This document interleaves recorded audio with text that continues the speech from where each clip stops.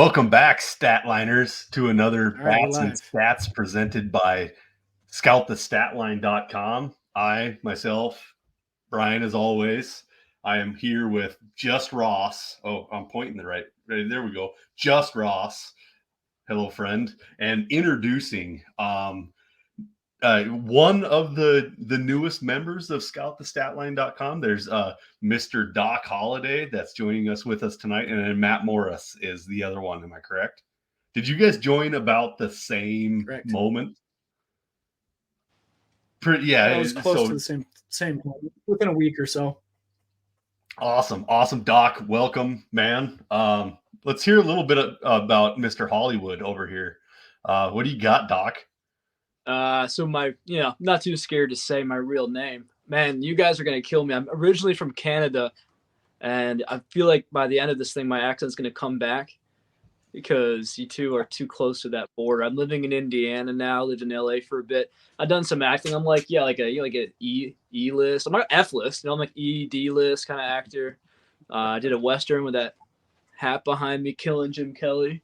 I played Doc Holliday, and so I kind of got I've been really into Westerns. You probably wouldn't have guessed that. Loving Ross's hat. Yeah, man, I'm just happy to help out with Scout the Statline. My real name is Darren Eisenhower, which is, it's not as cool as Doc Holliday, so I guess we'll just keep with Doc for now.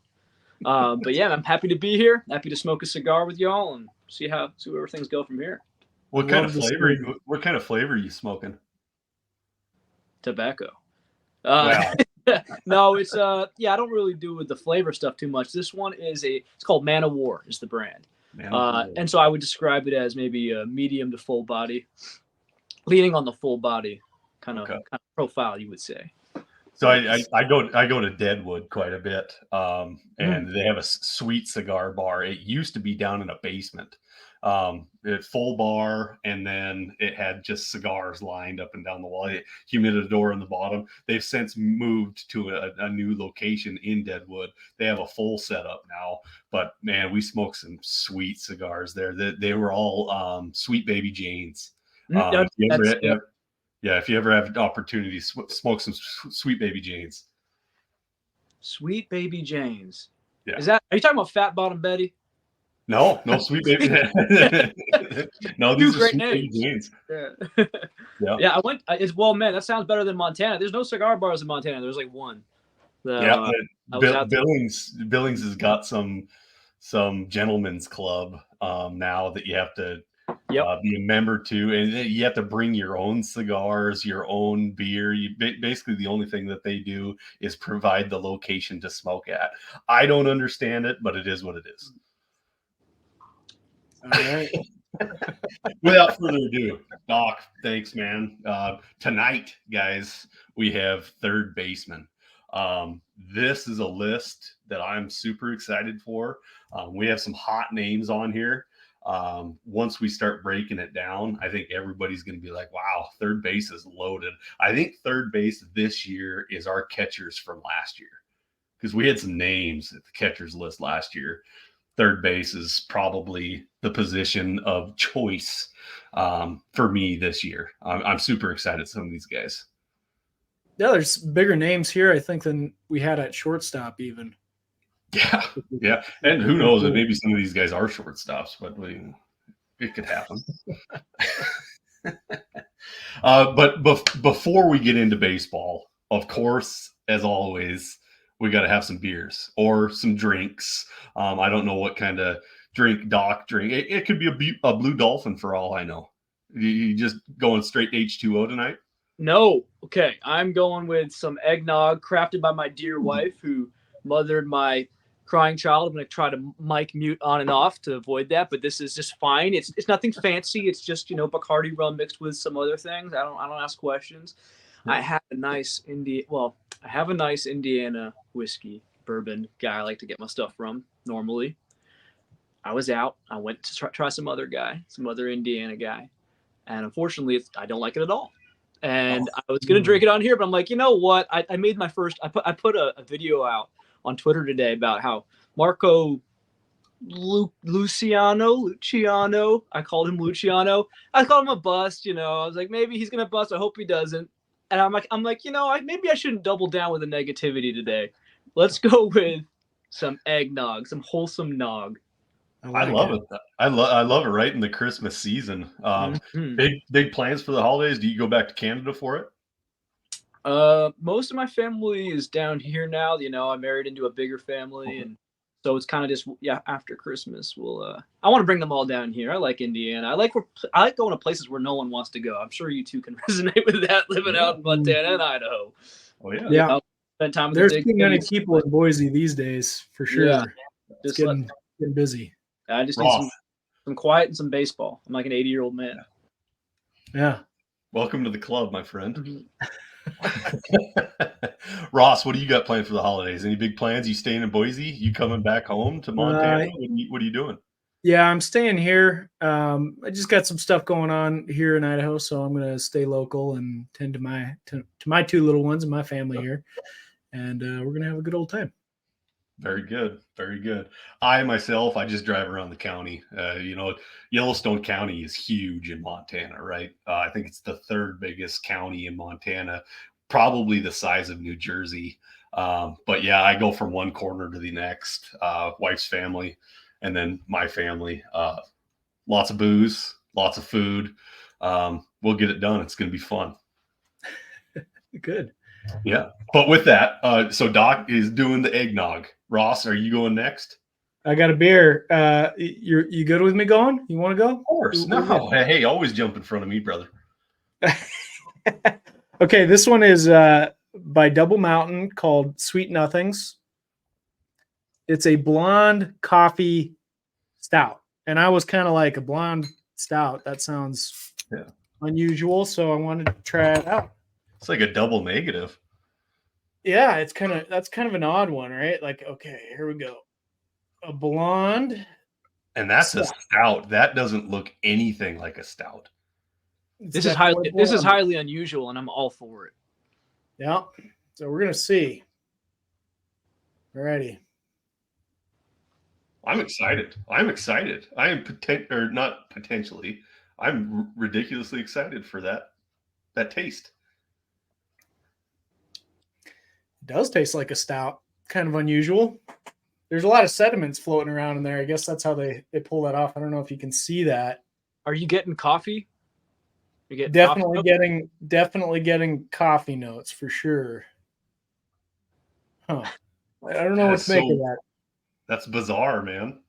That looks like a great Pilsner beer that I would just drink right now. Well, it's not it doesn't feel as filling as like a typical stout. So I think maybe there's the trade-off. You get the flavors without the filling.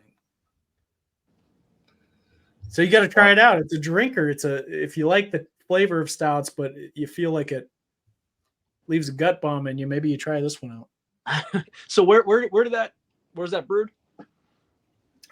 Double Mountain is the name of the brewery. Let's see. They are out of Hood River, Oregon. I'm not sure we're going to get that out here, but I'll keep an eye out.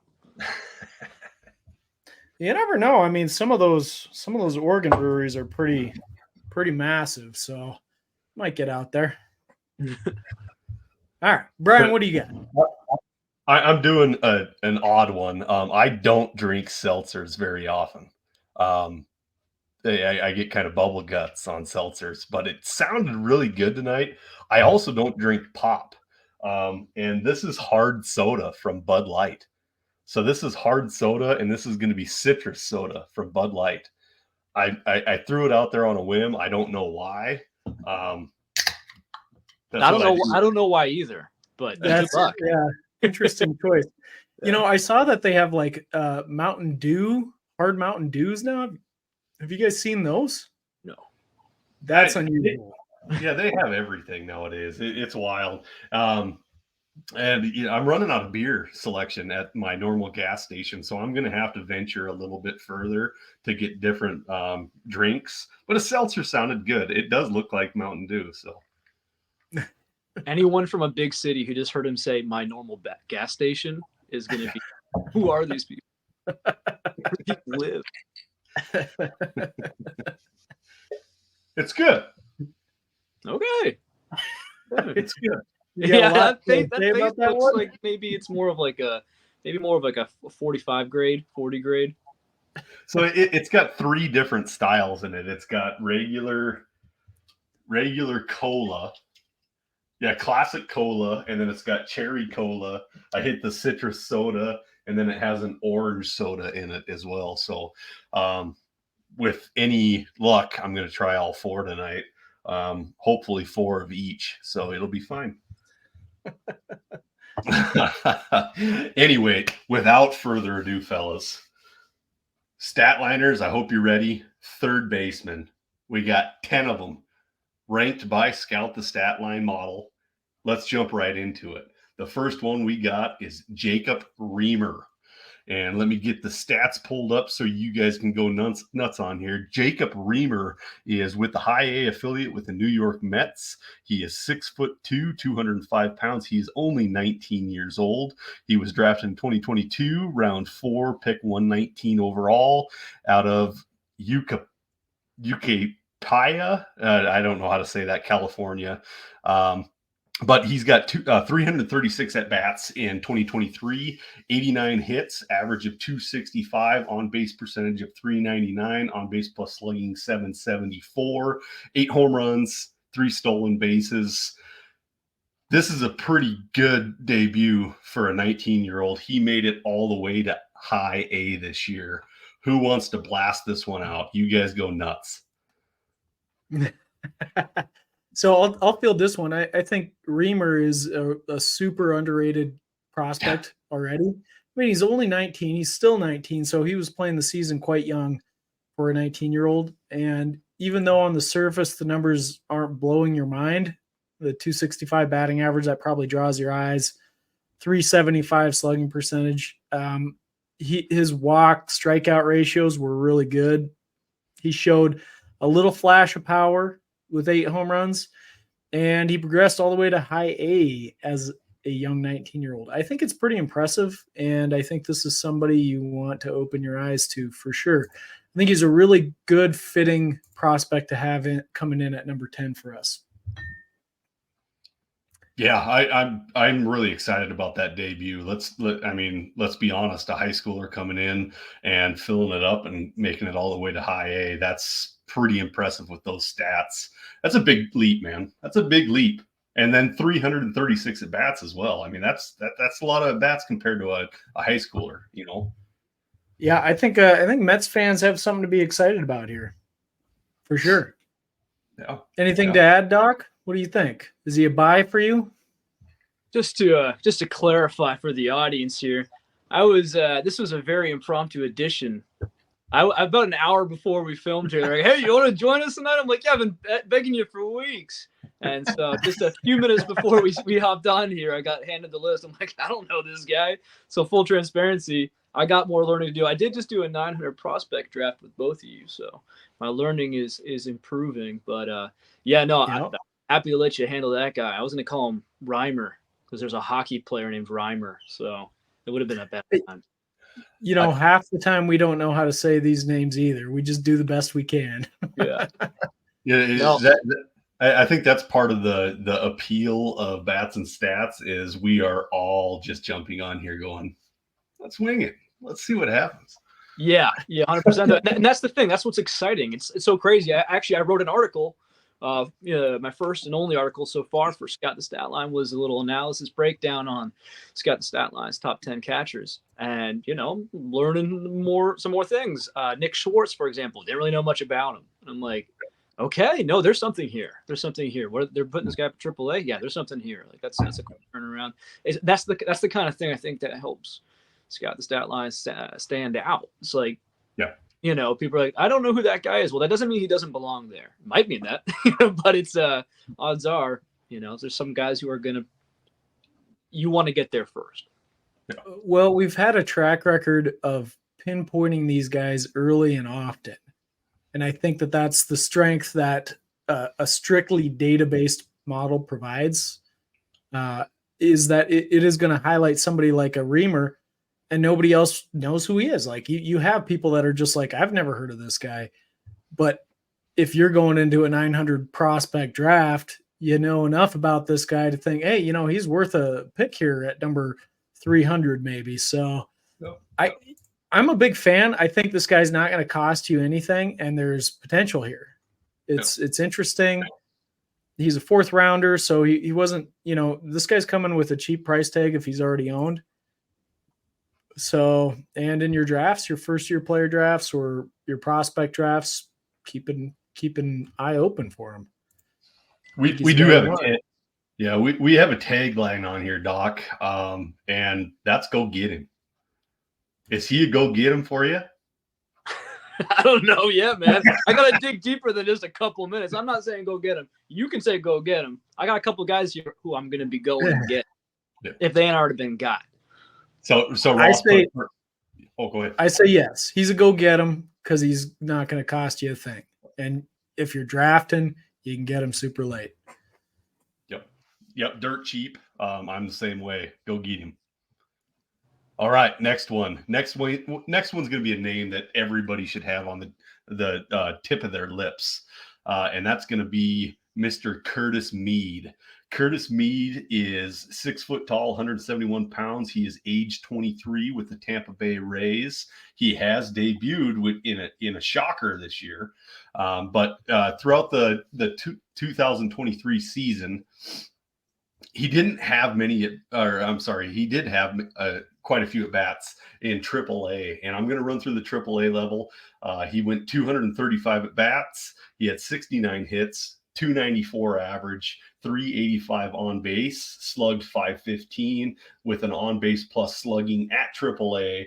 The point that we like to see, anything over 9, he was perfectly at 9. He had 9 home runs and 4 stolen bases, strikeouts 48, walks 35. We all love Curtis Mead, right?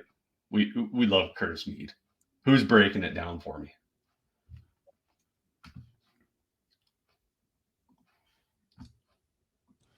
All right. Go ahead, Doc. Let's hear your take on Curtis Mead. So I'm going to say a couple of things right now. First of all, so cool that we have an Australian prospect. That's very unusual. I hope he succeeds, because who knows? Maybe he's like an Australian Ohtani kind of guy who brings in this extra audience. I want to see baseball worldwide. That World Baseball Classic this summer was amazing, and of course the numbers pop out. I kind of forget that he's only 22. He seems, for some reason, he seems like he's more mature. Maybe it's something about his approach. There's there's 2 red flags for me, which are one, they compound each other. One, he's with the Tampa Bay Rays, and which is actually a great thing for development. But 2, he is a short side platoon risk. He's better against lefties than righties. And if anyone's gonna mess around with that, it's the Rays. 22 years old. And it's not like he's has disgusting stats, like terrible stats, against righties or anything like that. It's not the biggest concern. But I mean, in 2022 in the minors, his batting average against righties was 262, which isn't fantastic. In the minor leagues, AA and AAA. That said, I think there's, on the flip side of that, the Rays know how to develop prospects. This is not a bad organization. And, the future, I hope the future's bright. And Ross and I Ross probably has a couple things to add on this, because we own him now. I inherited a team. I'm splitting a team with Ross in this Dynasty League. And nice. I'm like, maybe we move Mead. He says, I don't know. Let's not sell him too cheap. And I'm certainly wouldn't want to. So I guess I'll share my take on Mead, because we have polarizing views here. First of all, Mead has been a Scout the Statline guy since early on. He's a guy that we pinpointed early, so I've always kind of been a fan of him because of that. And there's something that I've always appreciated about the way he plays the game. Now, that said, he had a bad season this year, and I acknowledge that compared to, I think, the trajectory he was on. But he was dealing with some injuries this year. He had some problems. He did make his debut in the major leagues, so there was some promise here. I will say this: the Rays opted to trade Manzardo and keep Mead, and that tells me something. I think they want Mead on the team, And while I hear what you're saying about the platoon risk, I think the vast majority of his plate appearances come from the right side anyway. So he's a competent hitter there. And I think if anything, he's just a strong lefty hitter, and that's a good thing. You want that in your hitters because you don't see that very often. So I'm a fan. I think there's 20 to 30 home run power potential within Meade with pretty solid batting average. He's not going to be a huge on-base guy, but he's got such a solid all-around approach, it's hard to see him failing. So I think he's an interesting play even for 2024. And then down the road, he could be a pretty good player. I don't know that he's going to be a superstar by any means, but a potential occasional all-star, I can see that. I think you raise a good point. I mean, something that I really shouldn't have glossed over so quickly was, so yeah, he's just 22. And where did he end up last year? The major leagues. And not just for some rebuilding franchise. You know, this is a team that's going for it all. So absolutely, you know, the Tampa Bay Rays, they clearly see a bright future for him. It used to be not until this last season, basically, you didn't see a lot of 22-year-olds in the major leagues, period. So it's, there's certainly tons of upside here. I like to poke a couple holes in the big name guys, just like a little caution, but there's a reason he's a big name guy at the end of the day. I actually kind of view him as a buy low because he did have a down season that I think was injury-aided, and I was kind of championing that all year, that it's time to buy low on Curtis Meade. But I was also coming into the season expecting a really big season. You know, he just didn't really get to showcase it because he was down with an injury for so long. So that's my take on it. I say buy low. I say go get Curtis Meade, but, you know, I think there's some fair points that you have to consider. And if he's still valued as a top 20 guy, then no way. I mean, forget about it. You said a word there that I can't say that I've ever heard anybody say, injurated. Injurated. That's an interesting word. That might have been the microphone cutting out on you. I don't think I said that. I didn't mean to say that anyway. I'm sure it's a word. It sounds fantastic. Injurated by Curtis. I like Meade. it. Yeah. Underrated because of an injury affected year. Yeah. He's injury-rated. I think what I was trying to say was injury aided. Okay. Aided by injury. I'm going to keep it injurated because I really yeah, for me too. He's a go get him, but depending on your league, I think he's going to be expensive. I really do.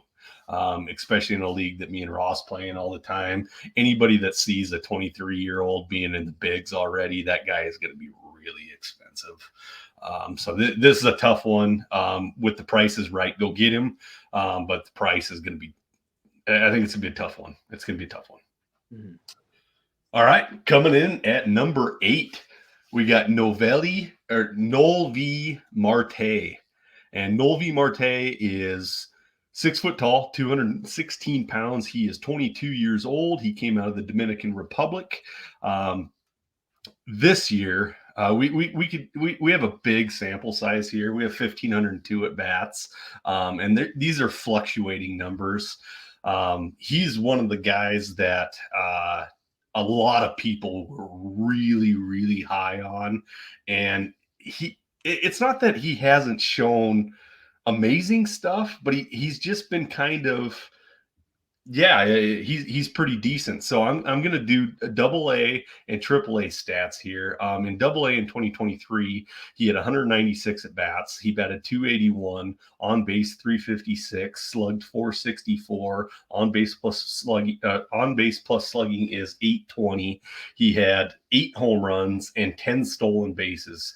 38 strikeouts, 22 walks. All those numbers look pretty good. He gets promoted up into AAA, has 143 at bats. He bats 280, on base 365, slugs 455, and on base plus slugging of 820. 8 stolen bases and 3 more home runs. The strikes to walkouts or to walks still look really good. Is this just ho hum? Is this a blinder of we thought he was going to be so much better than his stats are showing right now, or should we be impressed? Should this be an impressive stat? Like, what do you guys got on this? I'm really lacking on this. I think it's boring. Man, I feel like I was with that mentality. I don't know what it is. There's something weird. There's this magic spell that's gone over Marte here. I think there's something to do with the Reds having so many shiny toys. One of them being this Ellie De La Cruz guy. Maybe you heard of him. Then there's Matt McClain. Great baseball name. And there's so many things happening with the Reds that somehow this guy is flying under the radar. I'm looking at some prospect rankings. From various outlets. It was kind of like I remember he was kind of skyrocketing in 2022. I see here he went up to, number 11, an overall prospect. And I think he was a little bit trimmer. He was leaner. Everyone was thinking maybe, 30-30 kind of guy, and then it's like he put on some weight, a little bit more of a chunky boy now, get up to 220, something like that. He's kind of dropping. I see a rank here of, in the 60s. Then what does he do though as a 21-year-old? He comes up to a team that was in the playoff hunt as well. And I'm not underwhelmed by it's, it's a 30, what is that? I think it was a 35 game sample size in the major league level at the end of the year. And he's got himself a 316. Lost my page now like an absolute. This is my rookie episode. Yeah. I'm allowed to make a mistake. No worries, man. Keep rolling. Thought 5 seconds ago. I think it was 315 batting average you finished the year with. 316. You're right. 316. There you go. 316. And 366 OVP. I'm not underwhelmed by that in the slightest. 114 at bats, 123 appearances. He's going to give you 3 home runs, 6 stolen bases. That was the big thing for me. I thought these stolen bases were going to dry up because he put on that muscle.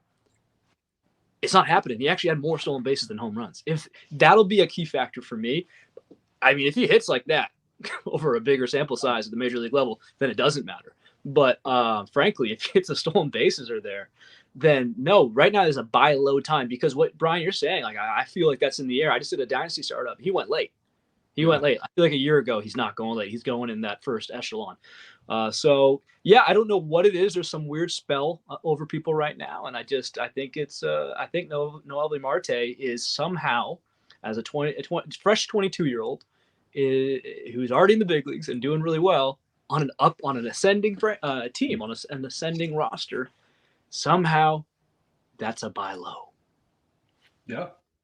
It's interesting because on this podcast last year, Brian, last offseason, we talked about Noelvi Marte. And on that podcast, I said I thought Noelvi was overrated the previous year. And then last year, I felt like he became underrated because he started hitting midseason and nobody was paying attention to it. And we said on that podcast, we said, buy Noelvi Marte. Do you recall that? Oh, yeah. So I'm taking a counter stance to Doc on this one, only in that, and this is very league dependent, because if indeed he's being slept on like Doc has experienced, it's a different story. But my experience is that because of his strong major league sample, which I believe is a mirage, not that he can't be a good major leaguer, just I don't see him hitting 316 through the course of a season. And hitting with quite the power that he has. He should have decent power, but not quite as much as I think he showcased in his first taste. So I view him right now as a sell opportunity. But again, it all comes down to the league, because if the league is not valuing him, if there's some kind of veil pulled over their eyes, then absolutely buy him up. I think we're looking at a guy that's going to hit from in the range of 260, 270 as a major leaguer with double-digit home run potential, double-digit steal potentials. That's the player I've always seen. I always felt like people were aiming way too high when they were billing him as a potential top 10 sort of guy. I never saw that. And I still don't see that, but I see a pretty solid all-around player. And that's what you're buying. If the league is misvaluing that negatively, like they see him as worse than that, buy him up. If they're valuing him as higher than that, sell him. Yep. I agree on all points. I love there was a couple words that Doc used, shiny new toys, in the Reds organization. I think that bumped him down way too hard. Um, I believe I have him in the 30s in my prospect ranks. I'd have to look at it. I don't have it in front of me right now. I think I might be a little bit low on him. Do you guys think he starts in the major leagues next year, or is he going to be? I was about to ask. So a signing just happened. Jamer, I'm saying it wrong, but like Candelario. Candelario. And so he's coming in playing third, and so that's a question, right? Someone's getting bumped here. So is it Marte? Is it Ellie? I think Marte left a better impression at the major leagues last year. So it'll be very interesting battle in training, in spring training to see how this goes. Because, eventually there's going to be a log jam in Cincinnati. There already is one, and it'll be, how that shapes up is it's like may the best man win, may the best prospect win. And it's going to get worse because they've got some talented young dudes coming up too. So, yeah, and just to end on that note, I hated that signing. Candyman did not belong in that lineup. I'm sorry, Candyman, you were a Tiger. I loved you, but you have no business being on that roster. I apologize. We're moving on. We're moving on to number seven. And this is one of my favorite prospects. Tyler Black. Tyler Black is with the AAA affiliate with the Brewers. He is 23 years old. He's 5'10", 204 pounds. He won't turn 24 until mid next year. He was drafted in 2021. Overall pick 33. That was in the compensatory picks. But what he did in 2023 is something that I've loved. I loved it last year, and I love it even more this year. So he was in AA and AAA. He had 308 at bats in AA. He batted .273, on base percentage of .411, slugged .513. On base plus slugging is .924 with 14 home runs, 47 stolen bases. He got the promotion to AAA, 142 at bats, batted .310, on base of .428, slugged .514 with a whopping on base plus slugging of .942. Another 4 home runs and an extra 8 stolen bases for on the season, 73 stolen not on the season, that is a career, I'm sorry. On the season, 55 stolen bases and 18 home runs. Tyler Black, to me, I'm in love with. This guy, he's my guy. I'm hoping he plays second. That's just a hope for me. But Ross, Doc, you guys jump into it. You argue. You can say whatever you want. You're going to be wrong if you don't love him. Take it, Doc. Tell us what you got. All right, I will. Yeah, so he's a real Canadian hoser, eh? This guy's from Toronto, Canada. He's playing hockey growing up, and then he said, "No, I want to go smack some dingers at the park, bud." It's hard to get that out. So no, this guy's a beaut. Starting off with that defensive thing, I want to jump off that. That's going to be the big factor. This bat plays. It plays real. I think it plays even better for fantasy than real life. But I think on base is on base. You're getting on base. You're in the lineup. As long as you're not a liability. And so I'm hearing he's playing a lot of third base, which is weird because I'm also hearing he's got kind of a softer arm. I'm like, not really sure how that goes long term. But it's like, someone was saying maybe he plays first. I'm like 5'10". I don't think so. That seems odd. Second base makes sense to me. But I'm not really on the ground seeing his fluidity, which is something you want to see. Like, wow, what a great word. How'd that come out of there? But maybe they stick him in a corner. He's fast, It's a very strange situation because he seems like the kind of guy stealing these bases and, kind of an athletic build. You think he's like, what's holding him back from his defensive capabilities? And maybe he does improve, which would be awesome because especially if he plays some position like second base, that's a huge advantage for us. Now, something I want to touch on real quick is, there was this perception that he kind of had a little late season dip. That's not completely unfounded. He got promoted to AAA in August. and proceeded to bat 209 in August with a 333 OBP. It's not good. But what I love is how he responds to that adversity, because that's going to happen in the big leagues. So you're seeing in September, pretty much an equal sample size, 24 games versus 18 games. He had a 413 batting average with a 519 on base percentage. Are you kidding me? This, more walks and strikeouts. I think the stolen bases in general went down in the second half. Maybe his legs got tired. He still had 15 stolen bases roughly over about 60 games. You're still, that's great. I think you're looking at something like this is clearly a 30, 40, who knows? You don't want to predict much more than that, but he's a big stolen base threat. My question would be, what power are we going to see at the big league level? And they say sometimes power is the last to show up. Then again, he's a little on the older side of a prospect. What has he got here? What are we seeing? We've seen over 2 leagues. We've got 18 home runs, 450 at bats. Maybe he's more of a 15 home run guy in the big leagues. I don't know. If he's got 400 OBP or something, and 30 or 40 stolen bases, doesn't matter. Turn it over to you, Ross. What do you think? No, if he's putting up those numbers, I don't think it matters. I think you want him in fantasy. I would say, to me, the stolen bases was a huge surprise. And we gave him a nickname this year, the running man. And it's because I was so shocked by all the stolen bases he was putting out there early on in the season. And it seems like it was flying under the radar. Like, people weren't noticing that all of a sudden Tyler Black was running every chance he got. And he did. You're right. He slowed down significantly later on in the season upon promotion. I'm not sure what that's all about. You're right. Maybe he got tired.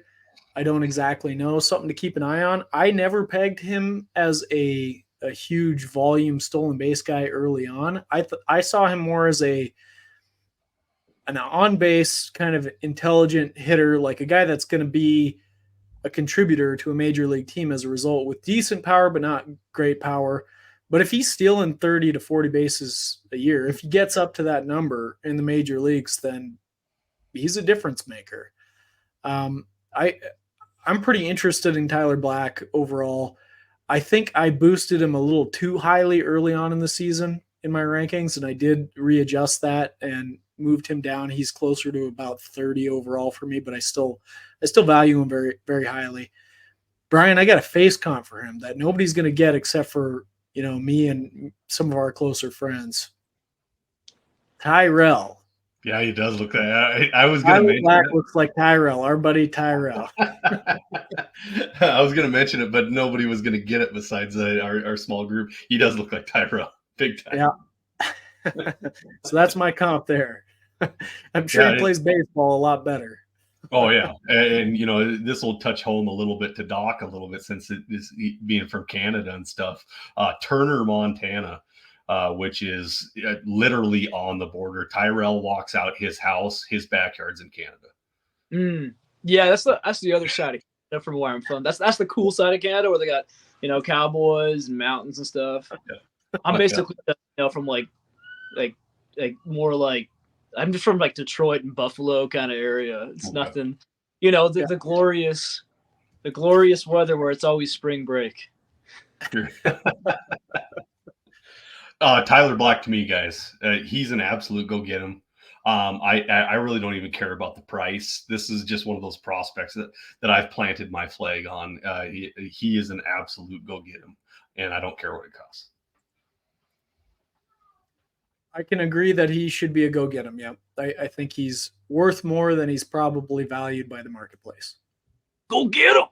There you go. There it is. Break that seal, buddy. All right, let's get into number 6. We are at number 6 already. Our next one is going to be Graham Pauley. Graham Pauley is with the San Diego Padres. He was drafted in round 13, picked 390 overall. He is 23 years old, 6'1", 200 pounds. He is out of college Duke. This year, Graham Pauley, 3 different levels, A+, and AA. Let's lump it up together this year. He had 481 at bats overall. He batted .308, on base percentage of 393, slugged 538 with a great on base plus slugging of 931, 23 home runs, 22 stolen bases, struck out 93 times and walked 60. He has 32 doubles to go along with that as well. Graham Pauley should be exciting, and I don't think a lot of people even know his name. Yeah. So we had a controversy with Chase Meadroth and Graham Pauley a little bit, and lo and behold, by the end of the year, Graham Pauley is the guy that's ranked higher on our STS leaderboards. I think it says a lot. Meadroth, I still think is a good prospect too, and I don't want to make this about him, but I think he got worn down through the season, and Graham Pauley just kept hitting. I mean, in fact, he improved as he moved up in a lot of ways. He flashed a lot of power at high A and then went up to double A. I mean, 321, 375, 556 is really good slash line. Somewhat small sample there, but he was hitting really well and getting on base. He's a really interesting prospect. And because you just said not a lot of people know his name, that makes him a go get him. Yes, it does, sir. Yeah, he's one of those guys. I had a little bit of a black. I had heard his name. I've heard the buzz. Maybe it's from y'all. I don't know, but so it's interesting. It's a kind of a fun perspective just to kind of look him over right now. Love that he made it up to double A. It's important. He's getting slightly older, not really, but if he was 23, then now we're start talking. Is he ever going to make it or what? So he went to double A at 22 and did pretty good. I guess I'll ask you a question. What do you make of his fall? I mean, it's small sample size, but fall league appearance looks like he 18 strikeouts to 4 walks. Does it concern you at all? Or is there? I will say though, that's 5 home runs there in those 20 games. So is there more power coming? Maybe I don't know. It's an interesting situation. Yeah, So, I mean, in general, I think the AFL is something I take some stock in, but it's usually a smaller sample, so I don't put a ton into it. But you're right. There's an interesting polarizing profile from his AFL because he was the on-base guy early on in last season through most of the year, and then he was kind of like a slugger, and maybe that was working for him at the end of the season, and he just kind of carried that through to the AFL. We saw some other guys that did the exact opposite, though. We talked about Cavadas on the show last time, Brian. Yeah, first baseman. First baseman. And I think he had kind of the opposite sort of response, pretty good AFL, pretty bad season. So I don't know. I don't know if I'm putting too much into it. Let's just see how it works out going into next year. But he should be in the high minors at 23, still not too far behind. And then a cup of coffee at the end of the year if he's continuing to play like he is now. He's blocked. There's a big one there. He's blocked pretty hard with Machado in San Diego. My thoughts on the Arizona Fall League. I scout the Arizona Fall League for pitchers, and that could be my fault. It just seems like they throw younger pitchers at better hitters. So if the pitcher can dominate the AFL, I get pretty excited about that. Batting wise, I think Ross kind of said it with Meadroth. They get pretty worn down by that time. Those guys are tired, man. And then you got to throw another 60 at bats in the AFL or however many. I just threw an example out there, but those guys are tired. I buy it. And who knows? It's like one last shot to show what they got. Maybe they're pushing a little bit. Maybe they're trying to. And it shows. I mean, it's got some power out of it that we did see before. Yeah, selling out, and that's where you see those high strikeout percentages. That's my thoughts on the AFL. I could be definitely wrong on that. I'm not going to sit here and say that I'm a scout by any means, but Graham Pauley for me, he's an absolute go get him. The thing that scares me would be the block. I don't know how he's going to get into that lineup without an injury. But I think this is a guy. Different position. Yeah. And he but did play. He did play other places. You know, he Yeah. was at second base. I think he could play outfield. Yep, Something tells me the Padres aren't scared of making trades either. no doubt. My next thing on it is it's not going to cost you much, and you can sit here and you can watch him destroy AAA this season because he's going to be in AAA all year, and that's going to be a fun watch because I think he's going to be able to handle it with no problem. Go All get right, him. Grand Pauly, go get him. Grand Pauly is done, fellas.